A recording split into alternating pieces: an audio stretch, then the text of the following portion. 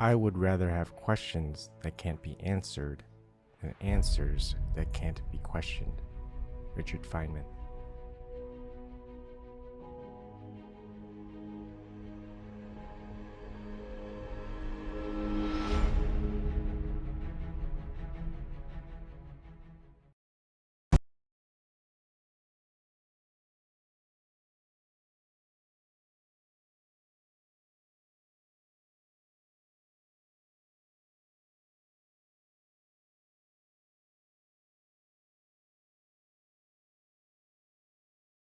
Well, that's odd. That didn't work. Let me try that intro one more time.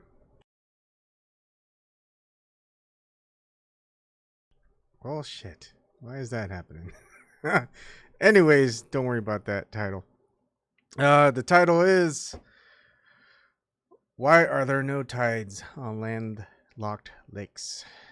Let's get to it. And it happened again. What is going on here? Alright, let's get this working. Alright, so why are there no tides on landlocked lakes? Well, let's go look. Let's see the answer that's been given.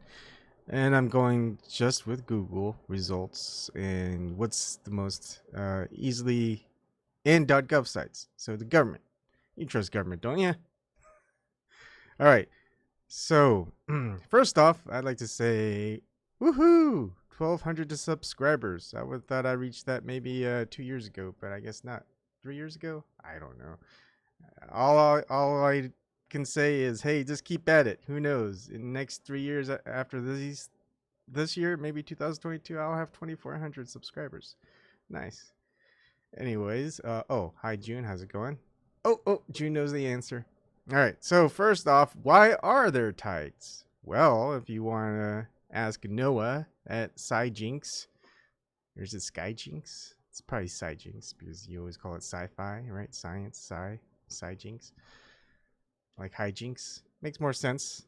All right, so if you go to that, scijinx.gov/tides, well, it says high and low tides are caused by the moon. The moon's gravitational pull generates something called the tidal force. The tidal force causes Earth and its water to bulge out on the side closest to the moon and the side farthest from the moon.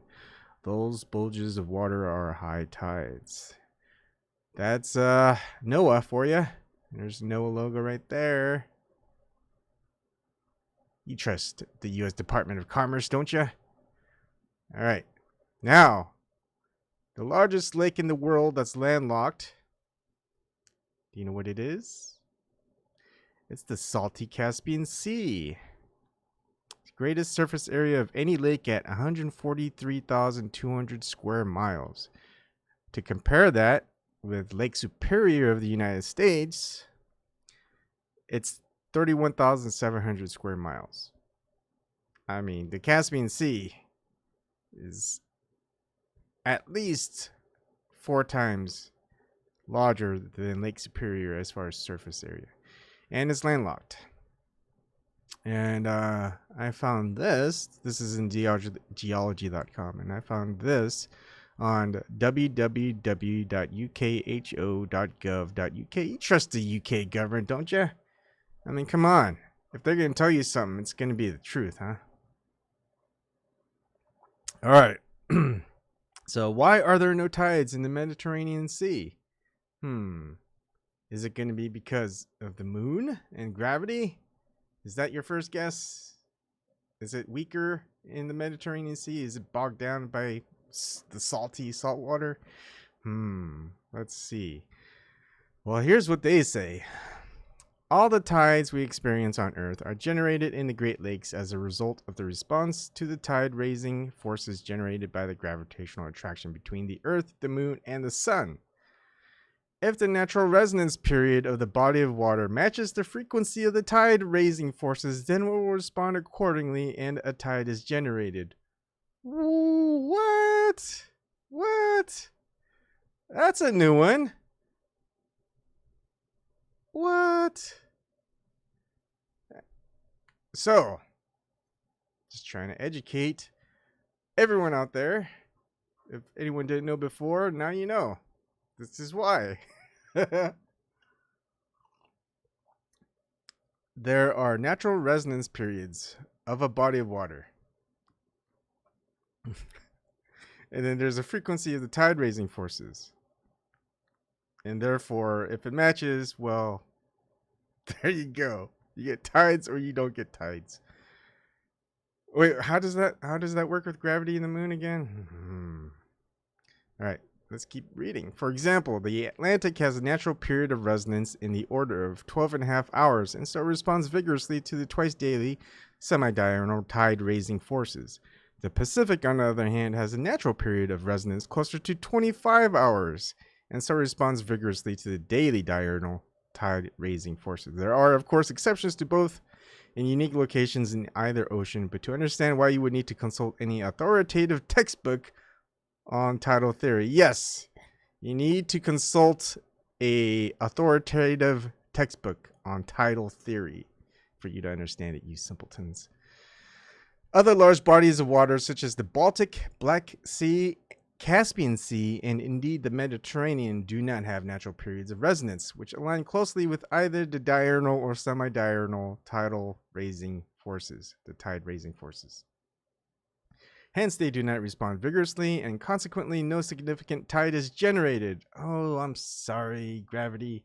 You just got owned. Pwned by natural periods of resonance. How do you get pwned so often, gravity? Come on. They do respond marginally, however, but the tide is only what I would call centimetric, and so we deem these areas to have no appreciable tide, which for safe navigational purposes can be taken to be less than 1 foot or 0.3 meters. Nevertheless, there's a 1 meter tide at Gibraltar due to the direct influence of the Atlantic tide spilling into the Mediterranean at that point. There is also a 1 meter tide at Venice, as the top end of the Adriatic responds more vigorously with a harmonic of the semi-diurnal frequency. Finally, the largest tide in the Mediterranean is at Sfax in the Gulf of Gabes with a 1.5 meter tidal range for reasons similar to those at Venice. Yeah, because they're all tied to the oceans. But just so you know, Landlocked, the largest landlocked lake out there, called the Caspian Sea, the salty Caspian Sea. The reason why it doesn't have tides generated is because they do not have natural periods of resonance which align closely to either the diurnal or semi-diurnal tide raising forces. That's it, folks. That is why there are no tides within landlocked lakes. Moon, the sun, gravity, they've been pwned by these natural periods of resonance and tide raising forces, the frequency of tide raising forces, you know. Wow, gotta hand it to UK. They know their science dogma. I don't know. They don't even give you like a link. You ask the question, they got the answer. No link whatsoever. Where do these answers come from? Someone's ass. All right. Hope you enjoyed that. I'll see you later.